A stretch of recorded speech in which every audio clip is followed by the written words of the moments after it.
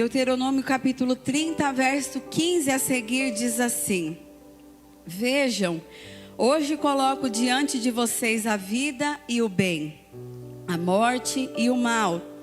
Se guardarem o mandamento que hoje lhes ordeno, que amem o Senhor, seu Deus, andem nos seus caminhos e guardem os seus mandamentos, os seus estatutos e os seus juízos. Então vocês viverão e se multiplicarão, e o Senhor, seu Deus, os abençoará na terra em que estão entrando para dela tomar posse.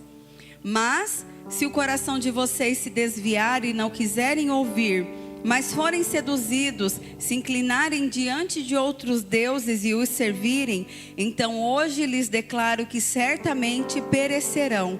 Não permanecerão muito tempo na terra, na qual, passando o Jordão, vocês vão entrar para dela tomar posse. Hoje o céu e a terra por testemunha... Hoje tomo o céu e a terra por testemunha contra vocês, que lhe propus a vida e a morte, a bênção e a maldição.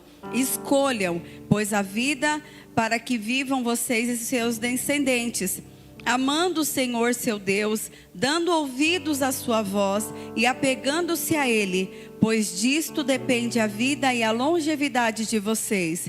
Escolham a vida para que habitem na terra que o Senhor, sob juramento, prometeu dar aos pais de vocês, a Abraão, Isaque e Jacó.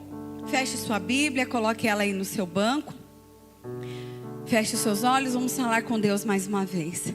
Pai amado, querido, eterno Deus, nós te bendizemos pela tua palavra doce, pela tua palavra santa. Pedimos neste momento que o Senhor abra o nosso entendimento e o nosso coração, que possamos ouvir a tua voz, sentir a tua presença continuamente nas nossas vidas. Pai, trata no íntimo, no mais profundo da nossa alma, que possamos cada dia mais ser edificados pelo Senhor, ser cheios do teu poder, ser cheios do teu Espírito Santo. Em nome de Jesus nós te agradecemos e te louvamos. Amém. Podem se assentar, irmãos.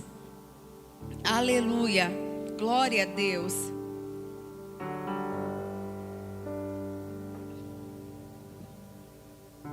Repita assim comigo: dificuldade versus solução. Para cada dificuldade, Deus tem uma solução. Repita comigo: para cada dificuldade, Deus tem uma solução. Aqui nós vemos que o Senhor coloca diante de nós duas coisas somente: a vida ou a morte, o bem e o mal. Está claro aqui para nós. Vocês leram junto comigo. Talvez algumas versões são diferentes, mas são duas opções. Não tem uma terceira, uma quarta, uma quinta. Não tem. Somente duas opções. E no reino é dessa forma. Quando nós falamos do reino do Senhor, da grandeza do Senhor, quando nós falamos de bênçãos, é somente isso, irmãos. Ou é bênção ou é maldição. Não existe meio termo. E eu gosto sempre de falar que com o Senhor é assim, é dessa forma. Não existe, quando nós lemos na palavra, não existe eu posso algumas coisas em um Deus que me fortalece. A palavra é clara, ela diz o que para nós? Eu posso todas as coisas. Deus é um Deus que Ele trabalha na totalidade mesmo, irmãos. Não tem essa de um pouquinho aqui, um pouquinho ali, um pouquinho lá, não. Com Deus é assim: bênção e maldição, vida ou morte. E aqui cabe a quem escolher isso? A nós. Nós estamos nessa posição de escolher se queremos o bem, o mal, a vida, a morte, a bênção ou a maldição. E por que para cada dificuldade Deus tem uma solução? Nós sabemos que na nossa vida nós temos que ter certas atitudes e muitas atitudes, principalmente como cristão. Nós temos que todos os dias, a todo momento, estar nos posicionando. Todo instante. A cada momento, irmãos. E nessa geração que nós vivemos atualmente, nós temos que tomar cuidado com tudo. Tudo que nós vamos falar, pensar, escrever. Às vezes a gente quer falar alguma coisa, mas aí não pode. E às vezes não é nem o Espírito Santo que está falando para você ou para mim, falar: olha, não faça tal coisa. Às vezes é o politicamente correto. Hoje em dia, pregar contra o pecado é quase um crime, irmãos.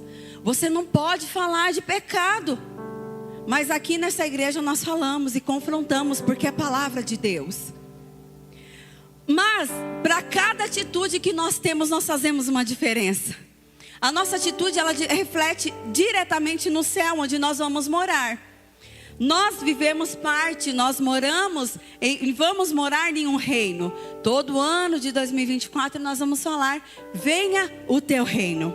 E quando eu participo e faço parte desse reino, eu sei que eu tenho algumas escolhas, atitudes e posicionamentos que eu tenho que ter. Amém, irmãos?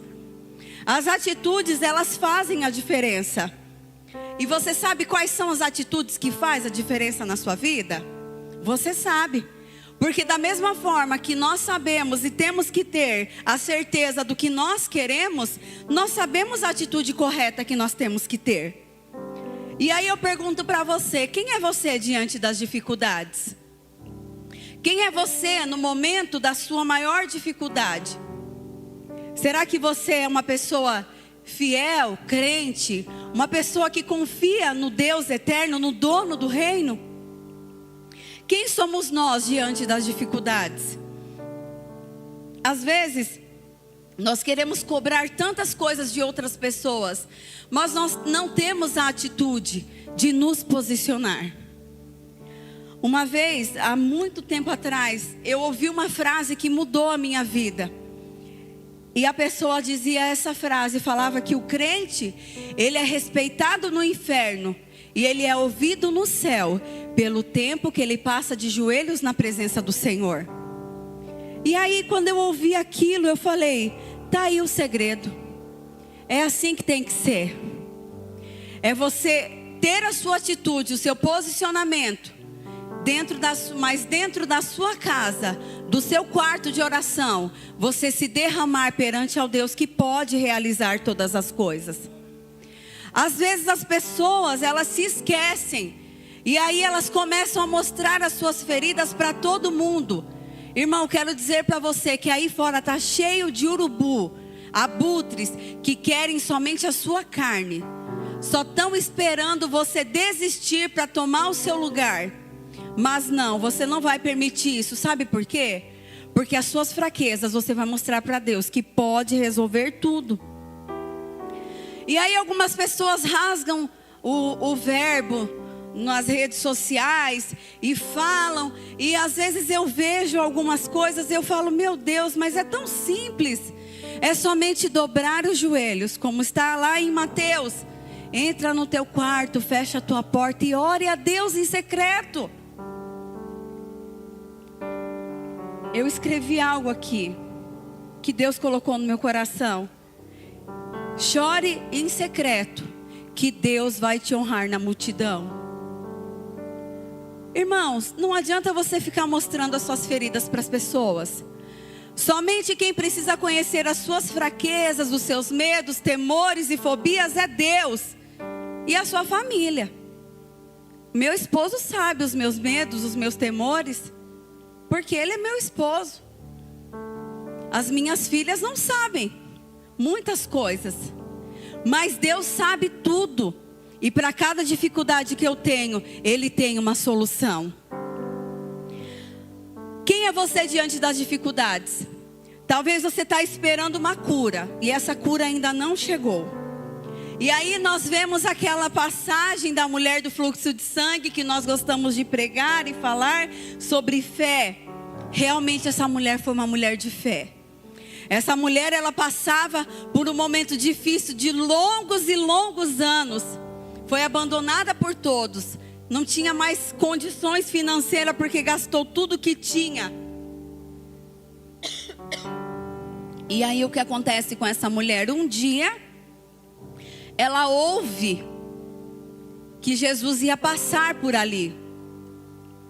Ela entendeu, ela falou: eu já perdi tudo mesmo. Eu já não tenho mais o que fazer, nem para onde ir. Ela ouviu que Jesus passava e ela sabia que Jesus curava. E o que ela fez?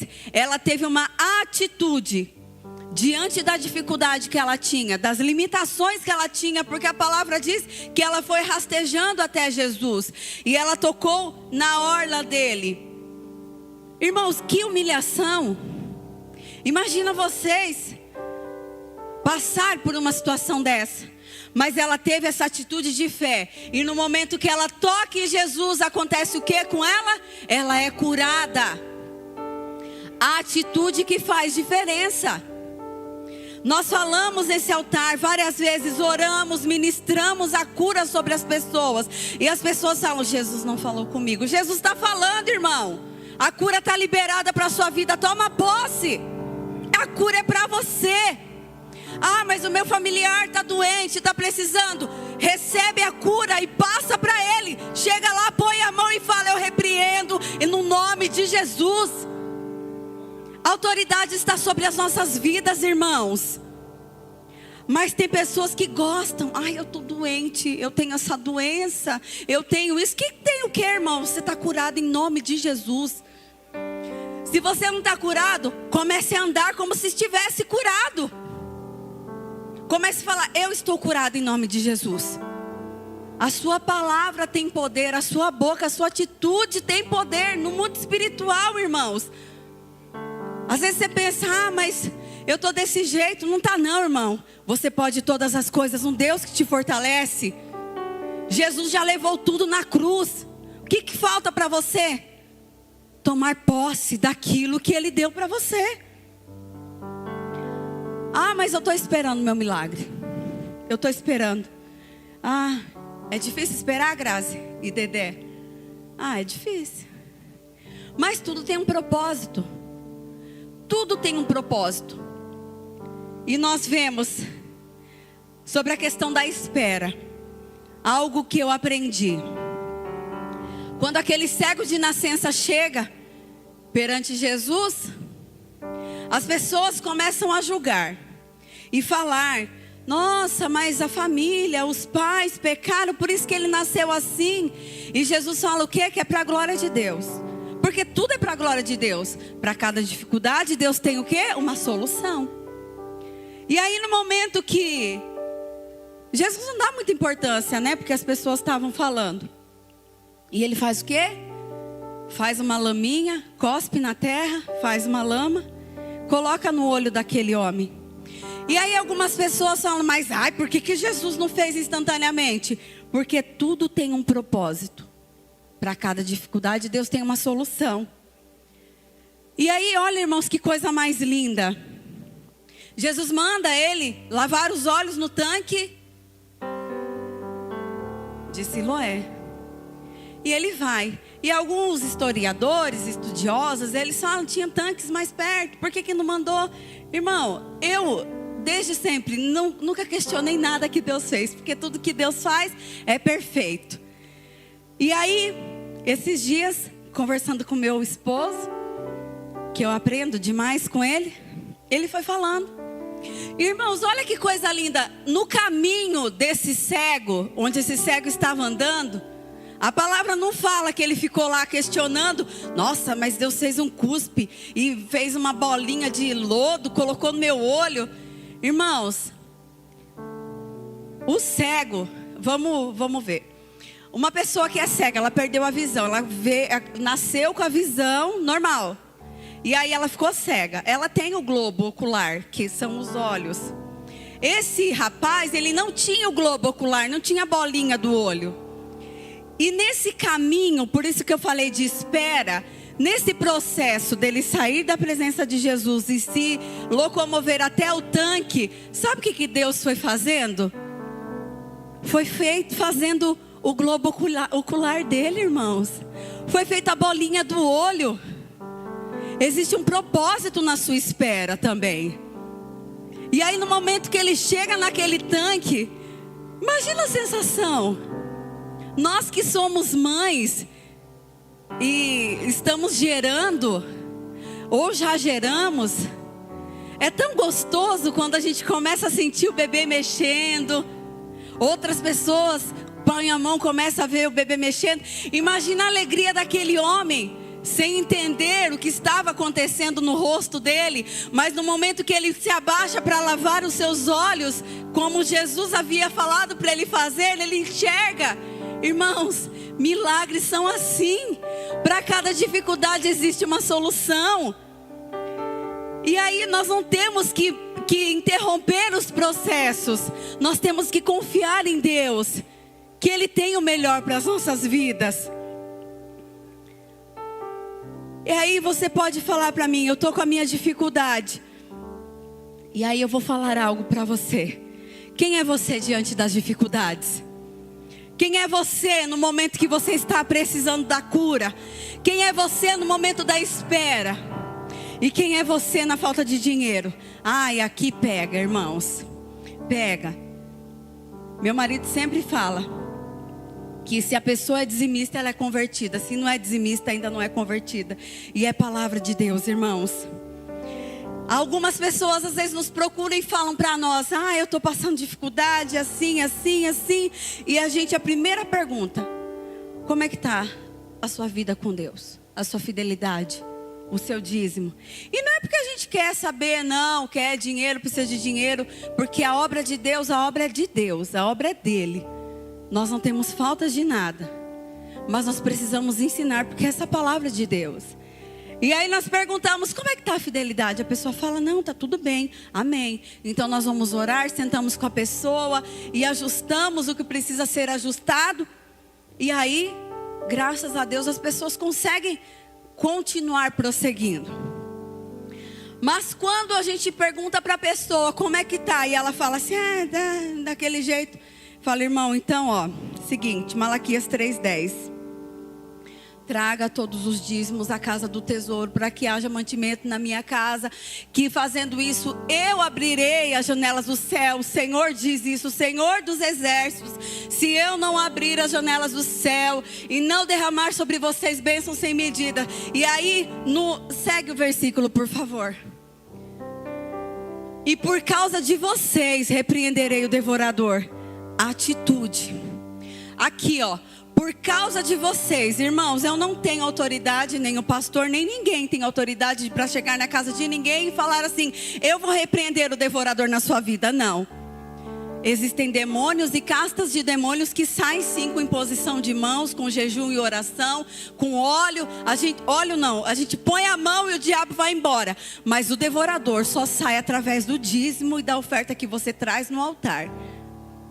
E se você aprendeu de outro jeito, eu quero te dizer que está errado. A palavra é clara, a palavra não mente. Pode ter várias outras versões por aí, mas a palavra de Deus continua sendo a mesma. Por causa de vocês, eu repreenderei o devorador. E quem é eu? O Senhor dos exércitos. Então faça o que tem que ser feito, da forma que tem que ser feita. Não é da forma que eu acho, é da forma que Deus manda. Quem é você? Cura, tenha sua atitude de fé. Se posicione. Eu falo para inúmeras pessoas, às vezes elas me procuram e elas falam: ai pastora, eu tenho isso, eu tenho aquilo. Eu falei: você tinha, acabou. Você está curada em nome de Jesus. Pode até ser que a pessoa não foi curada instantaneamente, mas eu tenho fé que ela será curada em nome de Jesus. A não ser que a pessoa não queira ser curada. Aí é a sua atitude que faz a diferença. Cura, espera, dinheiro. Para cada dificuldade Deus tem uma solução. Nós vemos lá em Mateus do versículo 7, do capítulo 7, do 24 ao 23. 24 a 27, perdão. Mateus 7, 24 e 27. Dois fundamentos que são importantes na vida do crente. Todo aquele, pois, que ouve essas minhas palavras e as pratica, será comparado a um homem prudente que construiu a sua casa sobre a rocha.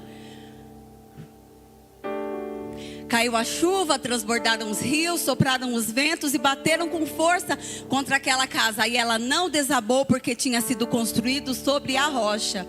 E todo aquele que ouve estas minhas palavras e não as pratica será comparado a um homem insensato que construiu a sua casa sobre areia. Caiu a chuva, transbordaram os rios, sopraram os ventos e bateram com força contra aquela casa. E ela desabou, sendo grande a sua ruína. atitudes, irmãos. Quem é você? Aquele que ouve a palavra de Deus e pratica? Ou aquele que ouve e não pratica, que é como insensato? Nós começamos essa mensagem lendo: eis que coloco diante de vocês a bênção e a maldição. Escolhe. É para você escolher. No dia da sua adversidade, não se mostre fraco. O diabo, ele é um derrotado, e a todo instante ele acha que ele pode vencer você de qualquer jeito. Mostre para ele que ele não pode. Mostre para ele que ele não tem poder sobre a sua vida. Nem tudo, irmãos, que acontece nas nossas vidas é o diabo que está fazendo. Às vezes somos nós que atraímos isso, nós não. Outras pessoas, vocês não. Nós somos servos de Deus, vivemos no reino. Nós não vamos nos mostrar fracos no dia da adversidade. Porque se no dia da nossa adversidade nós nos mostrarmos fracos, o que a palavra diz para nós? Pequena será a nossa força, a nossa fé.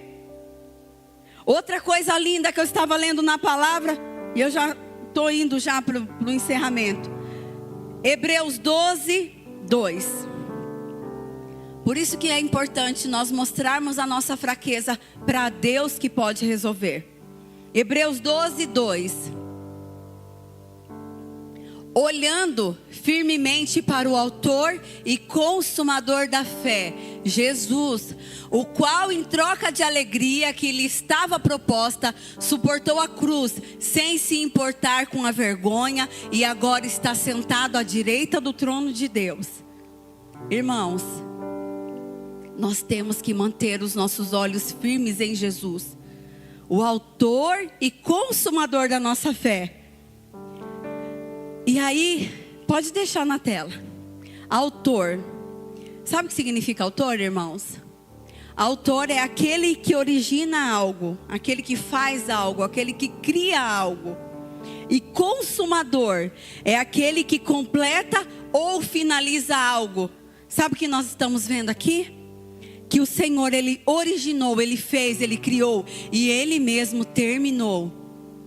Ele é o autor e consumador da nossa fé. Se você não tem fé, você acha que sua fé é pequena, o Senhor Jesus é o autor e consumador da sua fé. Ele mesmo originou isso em você, e Ele mesmo consumou através da vida dEle, sem se importar com a vergonha, com a tristeza, com a dor, com tudo aquilo que Ele passou na cruz. Ele suportou por você. Ele é o autor e consumador da sua fé. Chore em secreto que Deus vai te honrar na multidão.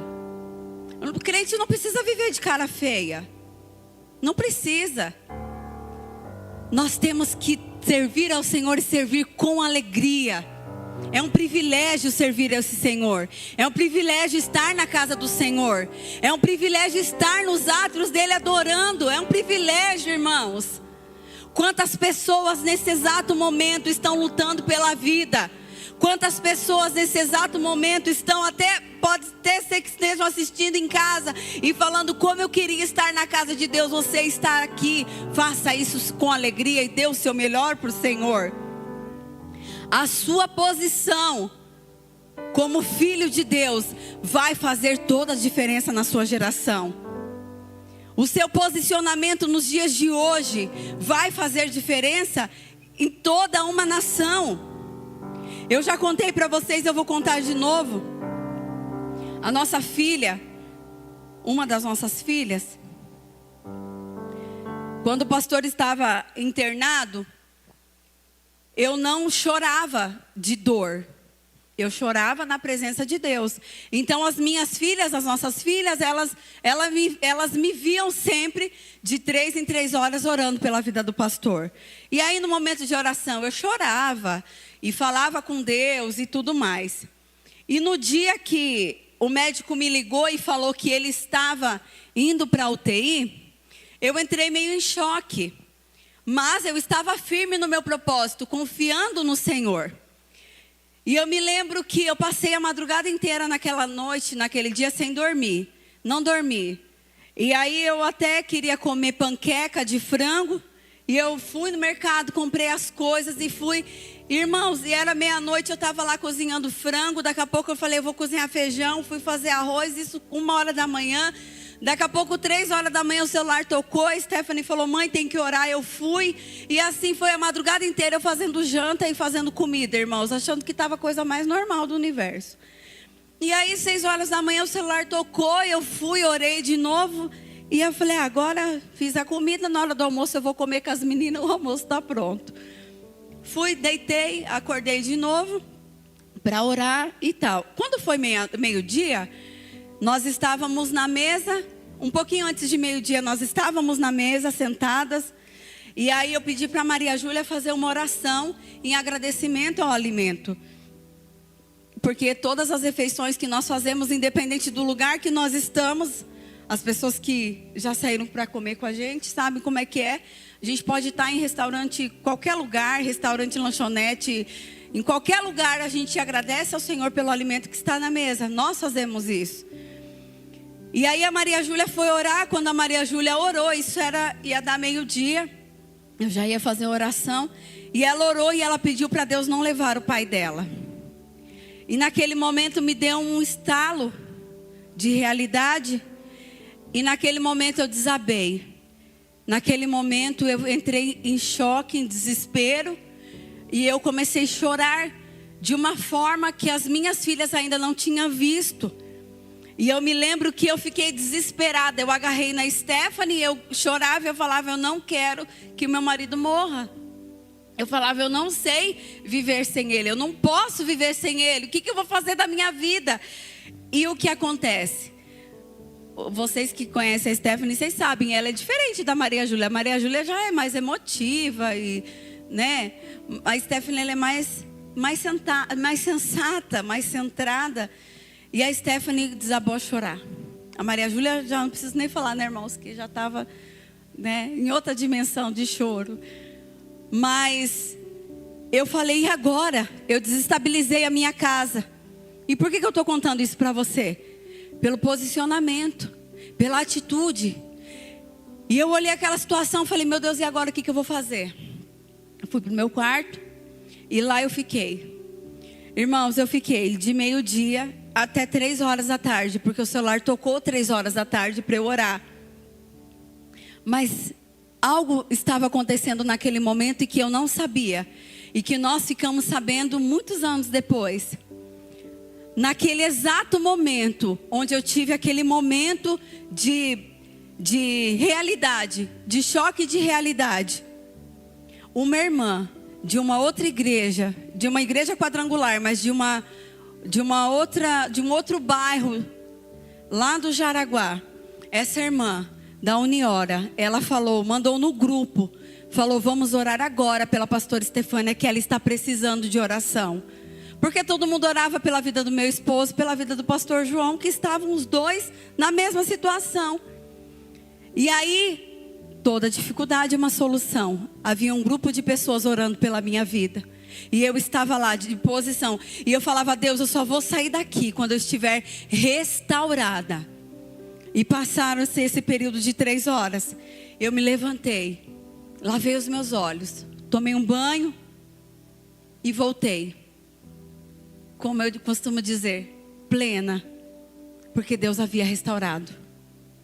Posicionamento. Quem é você diante das dificuldades? Pode ser que daqui a alguns anos, e muitos anos, as minhas filhas estejam contando essa história novamente para vocês. Ou para os seus filhos, ou para os seus netos, eu não sei. Mas é um posicionamento. A diferença que você faz hoje faz diferença na sua geração. Os seus filhos, eles têm que olhar para você e ver em você homens e mulheres de Deus. O seu esposo, a sua esposa tem que olhar para você e ver uma mulher de Deus, ver um homem de Deus. É para isso que nós somos chamados, para fazer a diferença. Para cada dificuldade uma solução. É por isso que quando somos casados, a palavra diz, é melhor que sejam 2. Porque se um cair, o outro ajuda. É ou não é assim, irmãos? A palavra de Deus é assim.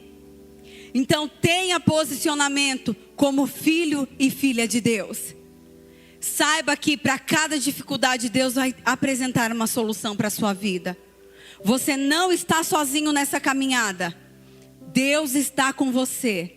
E se você está passando por alguma dificuldade, eu quero dizer para você, Deus vai te dar a solução. Levante sua mão nesse momento. Eu vou profetizar sobre a sua vida. Para cada dificuldade, Deus vai te dar uma solução. Em nome de Jesus, para cada dificuldade que você está passando, Deus tem a solução. Deus tem um escape para a sua vida. Em nome de Jesus.